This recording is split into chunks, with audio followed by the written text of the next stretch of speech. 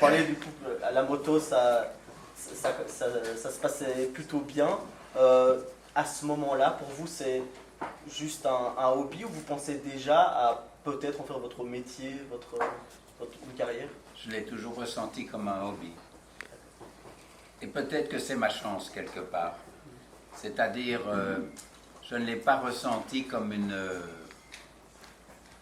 un rêve à faire aboutir, hormis ce qui m'a peut-être permis de ne pas me faire trop mal, entre guillemets. C'était formidable alors que j'étais un cancre, tout à coup je devenais quelqu'un qui marchait pas mal en course automobile, en Formule 1 et autres et autres. C'était quelque chose d'inattendu. C'est difficile de ne pas être sensible, à cela. Mais on pourrait reparler de ça. On aura peut-être l'occasion d'en reparler. C'est vrai que les gens que j'ai côtoyés m'ont permis de bien réussir en Formule 1, en tourisme, en Can-Am, en endurance, enfin, et je précise vraiment les gens qui m'ont entouré. J'ouvre quand même une parenthèse un petit peu plus personnelle. Le Paris-Dakar. Enfin, vous connaissez tous le Paris-Dakar. Il a traversé le temps, il a été en Afrique, il a été en Amérique du Sud. Maintenant, on le retrouve dans les Émirats, en Arabie Saoudite.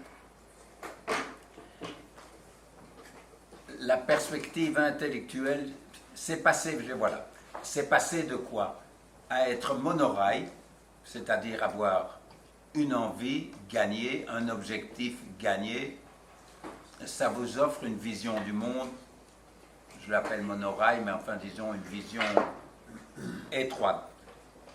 La découverte du Dakar, c'est pas seulement la performance sportive d'une course qui dure 3 semaines, où on fait 12 000 km à fond en tout terrain. C'est aussi la découverte d'un autre continent, c'est la découverte d'autres gens qui ont d'autres vies, qui ont d'autres traditions, et au lieu d'avoir une vue étroite sur l'existence, vous prenez 180 degrés sur la curiosité et l'envie de voir des choses ailleurs. Il y a plein de choses qu'on peut voir dans la vie, on peut les voir, faire quelque chose ou rien faire du tout. Ça, c'est une question de sentimentalité, vous la ressentez différemment. Mais la découverte de l'Afrique, indiscutablement, a changé ma perception des autres, de ceux qui m'entourent, de l'intérêt qu'on peut leur porter, de la curiosité. On fait face à d'autres traditions, à d'autres manières de vivre, mais quand vous plongez dans le désert du Ténéré, vous prenez votre place.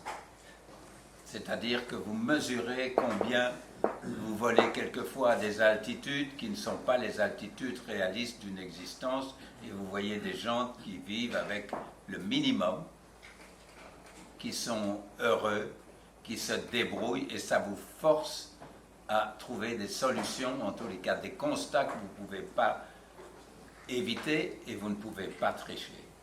Donc, c'est la raison pour laquelle je suis sans doute capable de parler aujourd'hui avec cette facilité, parce que quand vous avez côtoyé les difficultés de tous ces gens-là, et je parle de l'Afrique, mais c'est partout ailleurs, c'est beaucoup ailleurs comme ça aussi, je pense que ce constat, en tous les cas intellectuel, ou cette ouverture d'esprit, waouh, quel changement entre le petit garçon qui était près de la fenêtre à regarder voler les oiseaux ou à ramasser des couleuvres vipérines en vacances qu'il mettait dans sa chemise, ou de pêcher des truites à la fourchette. Tout ça reste entre nous, bien sûr.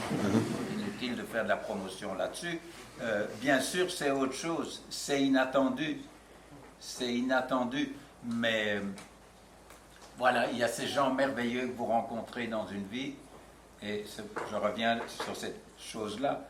Je pense qu'il faut, mon professeur de biologie, ou la lecture d'un livre, où vous lisez une phrase qui vous impressionne, ou celle d'un film, ou celle d'une personnalité qui vous inspire, peu importe dans quel domaine c'est, je pense que c'est les tissus essentiels d'une vie, je ne dis pas d'un destin, parce qu'en fait, on se rend compte qu'on n'a pas beaucoup de contrôle sur les rencontres, le timing, mais elles existent.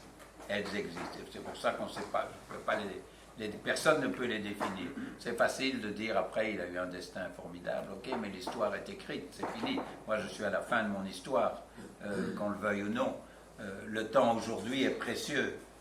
C'est une des raisons pour laquelle je suis là. Je suis content d'aller à la rencontre d'autres. Parce que le temps, dans la finale, enfin, heureusement vous êtes tous jeunes, mais le temps est précieux à la fin, il faut essayer de faire des bons choix. On n'est pas toujours fait, hein. Il y a des hauts et des bas. Vous allez peut-être l'évoquer, mais il y a de tout. Il y a des tragédies, il y a la vie et la mort.